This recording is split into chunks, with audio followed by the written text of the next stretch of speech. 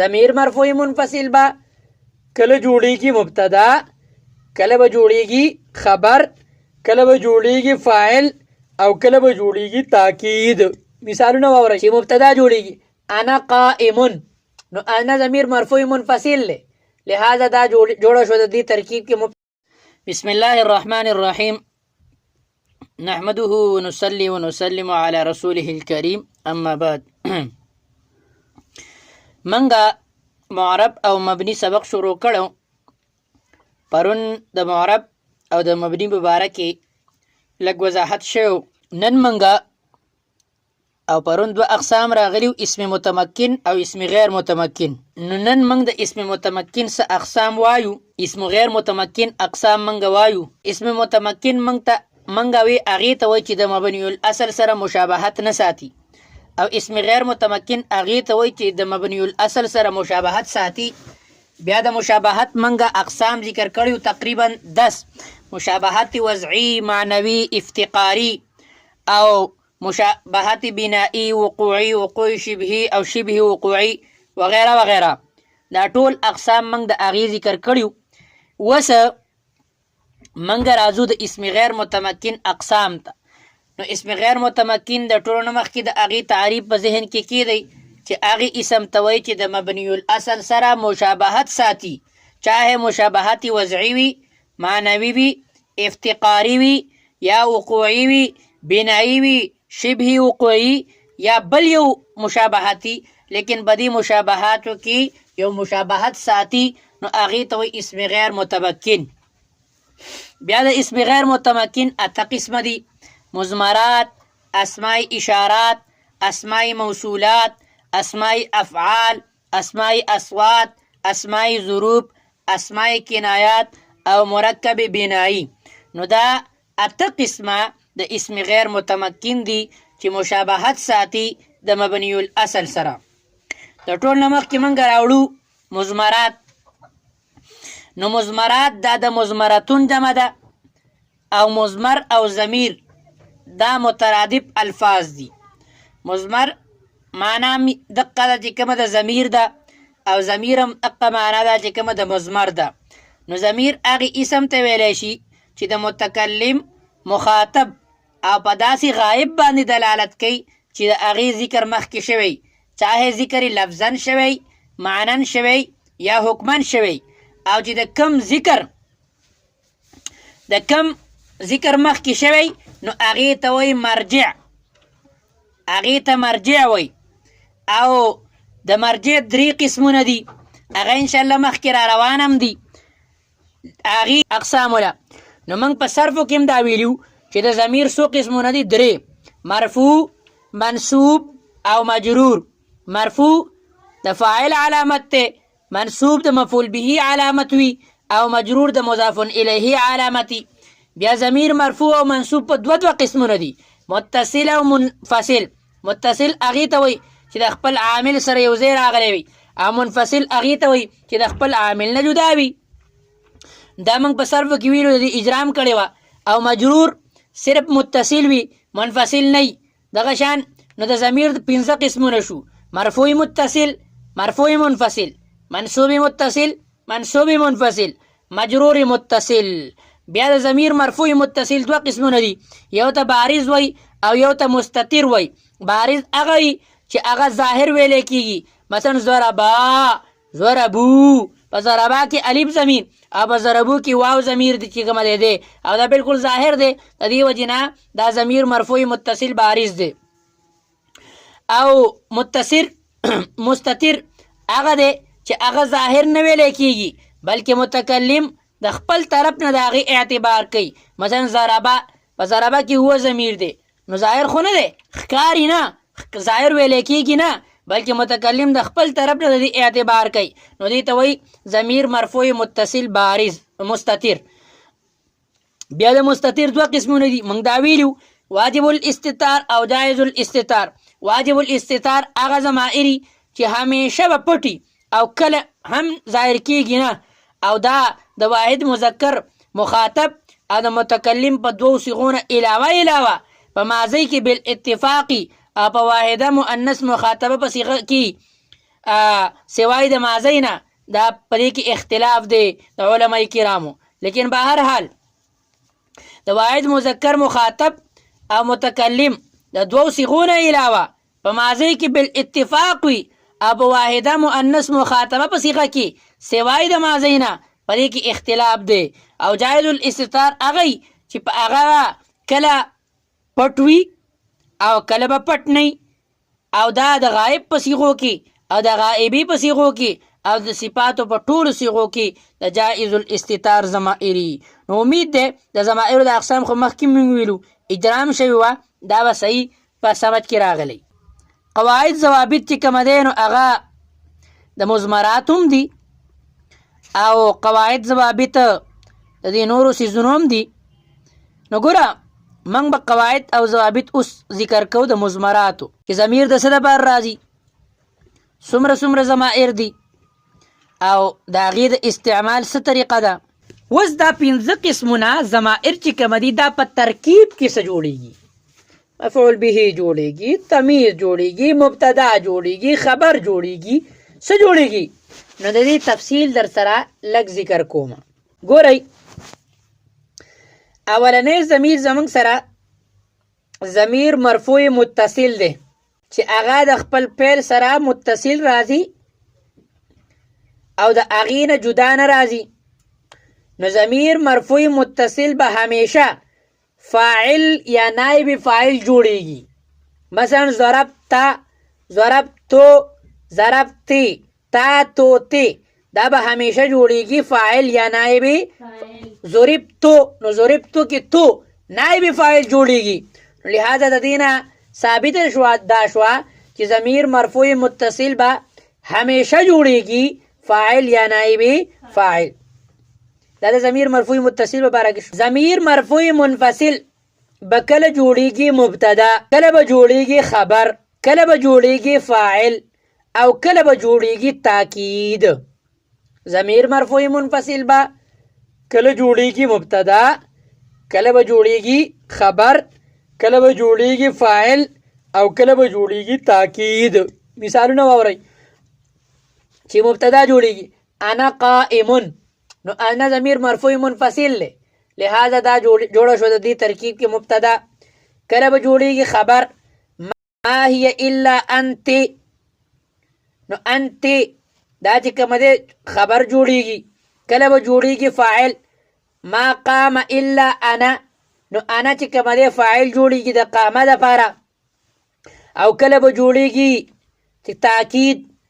مثلا قمت انت نو قمت انت دا انت تاکید جوړ شوی دی د قمت تا ضمیر مخاطب دپاره. نو پته ولګېده چې کله ضمیر مرفوع منفصل راشي نو د دې دا 4 احتمالات به دې کې دا به سیکو چې بھائی ضمیر مرفوع منفصل دی مبتدا جوړیږي خبر جوړیږي تاکید جوړیږي او یا چې کومه دی فاعل جوړیږي. امید دی په سمجھ کې به دا راغلی. بل زمونږ سره دی منصوب متصل. که چرته منصوب متصل ضمیر راشي او د فعل او اسماء افعال سره ملاو وي نو مفعول به به جوړیږي او که د حروف مشبه بالفعل سره ملاو وي نو دا به د هغې اسم جوړیږي. که د فعل یا اسماء افعال سره ملاو وي نو جوړیږي بس شی مفعول به مفعول او که د حروف مشبه بالفعل سره ملاو وي نو جوړیږي به د هغې اسم د حروف مشبه بالفعل اسم. بل زمونږ سره د ضمیر قسم دی ضمیر منصوب منفصل. ضمیر منصوب منفصل به همیشه جوړیږي مفعول به چاہے مقدم وي یا ایاک نعبد ایاک نو ایاک مفعول به جوړیږي مقدم د نعبدو دپاره. او بله قاعده او ضابطه ده چې زموږ سره پاتې شو مجرور متصل ضمیر که چېرته دا د حروف جاره سره وي نو مجرور به جوړیږي او که د مضاف سره راغلی شي نو بیا به جوړیږي مضاف الیه. امید دی د دې ضمائرو ترکیبي حیثیت به په سمج کې راغلی چې په هغې کې ضمیر مرفوع متصل مستتر جایز الاستتار وي نو په هغې صیغو کې به فاعل که چېرته اسم ظاهر نو په دغې صیغو کې به ضمیر پټ نه وي. موږ به ګورو صیغه راله او هغه صیغه ده چې ضمیر پکې مرفوع متصل جایز الاستتار دی، نو لہذا او فاعل ظاهر موجودو نو په دې کې به پټ ضمیر موجوده نه وي. مثلا ګوره قام زیدون، نو قام کې ضمیر شته هو ضمیر، لیکن زیدون فاعل موجود دی، لہذا په دې کې به ضمیر دلته نه وي. ځکه موږ جائز الاستتار تعریف دا کړو چې کله به وي او کله به نه وي، نو چې کله فاعل موجود ظاهر نو بیا به په دې کې ضمیر نه وي، او که چېرته فاعل موجود نه نو بیا به پکې ضمیر وي. امید دی دا قاعده هم سمجھ کې راغلي. بله قاعده دا ده که چېرته صیغه صفت راشي او د هغې نه مخکې یو ضمیر راشي مرفوع منفصل، نو دقه شان ضمیر به په صیغه صفت کې هم مستتر وي. مثلا منګه وایو انا ضاربون، نو انا دا ضمیر مرفوع منفصل دی او دا راغلی دی د صیغه صفت اسم فاعل نه مخکې، نو لہذا په ضاربون کې به هم انا ضمیر وي. انتما ضاربانی، نو په ضاربانی کې به هم انتما، هم ضاربون، په ضاربون کې به هم ضمیر وي. امید دی دا قاعده هم په سمجھ کې راله. یو بله قاعده او ضابطه دا ده که چېرته د واحد مذکر غائب منصوب متصل یا مجرور متصل د دې د حرکت په باره کې ضابطه دا ده چې دې له به کومه حرکت ورکو. نو که چېرته د دې نه مخکې کسره یا یای ساکنه وي نو دا به مکسوري.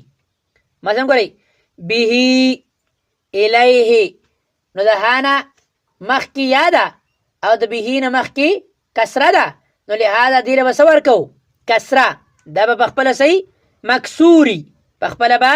لیکن بهرحال بعض مقامات هغه دي چې هغه شاذ دي. علیه الله، علیه الله، حالانکه د ها نه مخکې څه راغلې ده یا راغلې ده، لیکن د دې باوجود مضموم دی مکسوره، نو دغه شاذ دي. صحیح ده. که چېرته د دې ضمیر نه مخکې نه کسری او نه یای ساکنی نو بیا به مضموم وي. مثلا منه، اخاه، رأیتموه، رسوله وغیره وغیره.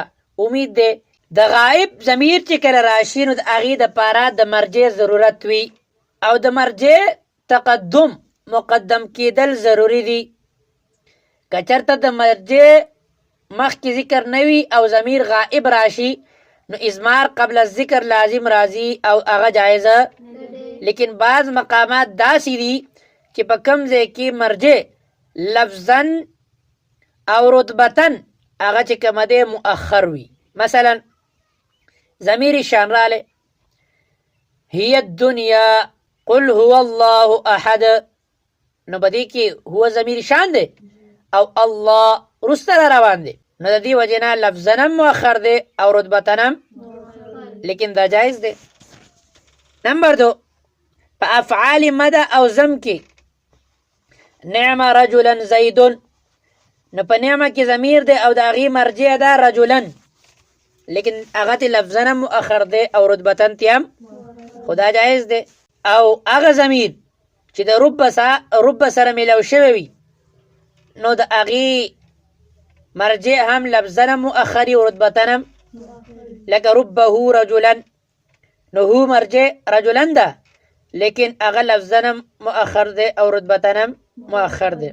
او که چېرته ضمیر مبتدای او وروسته د دې تفصیل یا تفسیر را روان، که تفصیل را روانو نو هم ضمیر مرجع لفظا او رتبتن به مؤخری، او که چېرته تفسیر را روانو یا بدل جوړېده نو بیا به مؤخری. مثلا ګورئ ما هي الا حیاتنا الدنیا، نو د هیه مرجع چې کومه دی هغه وروسته دی او لفظا هم مؤخر دی او رتبتن هم، او هغه ضمیر چې د هغې نه اسم ظاهر بدل یا تفسیر جوړیږي نو هغه به هم لفظا هم مؤخري او رتبتن به هم. مثلا ضربته زیدن، نو ضربته د هو ضمیر مرجع چې کومه دی زیدن ده او هغه وروسته را روان دی. او امید دی دا خبرې به هم په سمجھ کې راغلي. یو بله قاعده او ضابطه واورئ کچارته جمله اسمیه راشي خبرم معرفی نو د صفت سره التباس راځي که نه راځي؟ نو چې د صفت سره التباس کم ځای کې خطري یا خبر راشي او اسم تبذیلی مستعمل به من وي نو به مبتدا او خبر په درمیان کې ضمیر مرفوع منفصل به راوړو چې د صفت سره التباس راځي رانشي او هغه ضمیر به موافق وي د مبتدا بسی په تثنیه کې افراد کې جمع کې او سات سات په تذکیر و تانیث کې. مثلا ګوره منګه وایو العالم هو العامل بعلمه، عالم خو هغه دی چې په خپل علم عمل کوي. نو ګورئ العالم معرفه ده که نه ده؟ ظاهري خبره مبتدا ده، مبتدا معرفی. هو العامل هو دې کټ کوي العامل، العالم العامل، العالم معرفه، العاملم نو لہذا د صفت سره التباس راځي که نه راځي؟ نو د دې په منځ کې به هو راوړو چې د صفت د التباس څه شي؟ ختم شي. امید دې سمجھ کې به لږ شان راغلی. او دې ضمیر چې په منځ کې راوړو دې ته وایي ضمیر فصل، چونکې دا په صفت او مبتدا خبر کې په موصوف صفت کې په مبتدا خبر کې فرق راولي که نه؟ نو د دې وجې نه دې ته وایي ضمیر فصل. کله ناکله التباس نام وي لیکن د هغې باوجود ضمیر فصل راوړی کېږي. مثلا انی انا الغفور الرحیم، دلته التباس نشته ځکه چې انی جدا سیز دی او غفور نو په دې کې التباس لازمه، لیکن باوجود پکې انا راوړی دی که نه دی راوړی دی. او یو بله قاعده او ضابطه دا ده په ضمائرو باندې د حروف جاره نه صرف چند حروف داخلیږي، نور حروف داخلیږي دی هغه کوم حروف دي با، لام، من، فی، علا، عن، الی او ربا او غدا. دا حروف پې داخلي دی شي، نور پې داخلي دی نشي. امید دی د مضمراتو د قواعد ضوابط به ستاسو په سمجھ کې راغلي راله.